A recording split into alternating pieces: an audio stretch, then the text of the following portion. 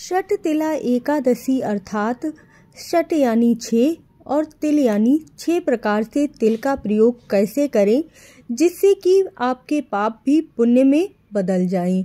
तिल का स्नान कीजिए, तिल का उपटन कीजिए, तिल का हवन कीजिए, तिल से ही तर्पण कीजिए, तिल का ही भोजन बनाकर खाइए और तिलों का दान कीजिए। इस प्रकार से तिल का प्रयोग करने से षट तिला एकादशी का व्रत पूर्ण होता है। किस प्रकार आपको पूजा आदि करनी है, किस प्रकार लड्डू गोपाल की सेवा करनी है, पूरी वीडियो चैनल पर है तो जाकर जरूर देखिएगा। अब हम षट तिला एकादशी की कथा सुनते हैं। जय श्री कृष्णा बोलते हुए और कमेंट में जय श्री कृष्णा भी जरूर लिख दीजिएगा। हाथ में थोड़े से पुष्प ले लीजिए और तिल ले लीजिए। अब हम कथा को प्रारंभ करते हैं। एक समय नारद जी ने भगवान विष्णु से यही प्रश्न पूछा और भगवान ने जो षट तिला एकादशी का महात्म्य नारद जी से कहा सो मैं तुमसे कहता हूँ। भगवान ने नारद जी से कहा कि हे नारद, मैं तुमको सत्य घटना कहता हूँ, ध्यान पूर्वक सुनो। प्राचीन काल में मृत्युलोक में एक ब्राह्मणी रहती थी। वह सदैव व्रत किया करती। एक समय वह 1 मास तक व्रत करती रही, जिससे उसका शरीर अत्यंत ही दुर्बल हो गया। लेकिन वह बहुत बुद्धिमान थी। वह कभी किसी भी देवताओं को और ब्राह्मणों को अन्न और धन का दान नहीं करती। इससे ब्राह्मणी ने व्रत आदि से अपना शरीर शुद्ध कर लिया था। अब विष्णु लोक तो उसे मिल गया, परंतु उसे कभी भी अन्न का दान नहीं किया। इससे उसकी तृप्ति कैसे होगी।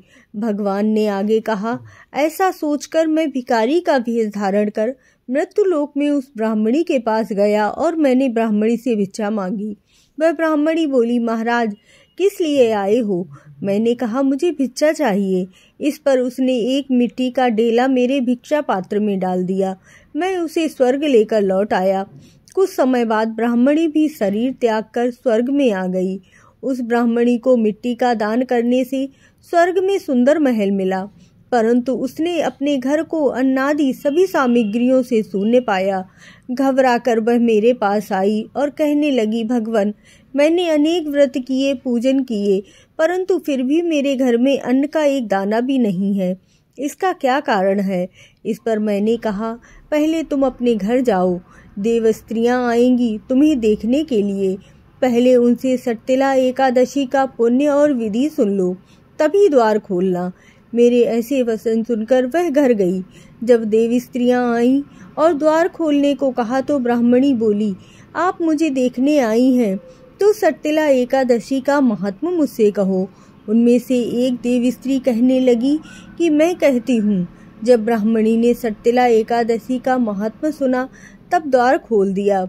देवांगनाओं ने उसको देखा कि ना तो वह गांधर्वी है ना आसुरी, परन पहले जैसी ही मानुषी है। उस ब्राह्मणी ने उनके कथानुसार षट तिला एकादशी का व्रत किया। इसके प्रभाव से वह सुंदर और रूपवती हो गई। उसका घर भी अन्न से भर गया। मनुष्यों को मूर्खता त्याग कर षट तिला एकादशी का व्रत और लोभ न करके तिल आदि का दान करना चाहिए। इससे दुर्भाग्य, दरिद्रता तथा अनेक कष्ट दूर होते हैं और मोक्ष की प्राप्ति होती है। भविष्य पुराण के अनुसार जो भी षट तिला एकादशी की कथा को पढ़ता और सुनता है और एकादशी का व्रत रहता है, फलाहार व्रत रहना सबसे उत्तम माना जाता है और सही नियम से व्रत का पालन करता है, उसका व्रत जरूर ही पूर्ण होता है। अब आपने जो पुष्प हाथ में लिए हुए हैं और तिल लिए हैं, उन्हें विष्णु भगवान की प्रतिमा के सामने छोड़ दीजिए और नियम के साथ अपना व्रत और पूजन कीजिए।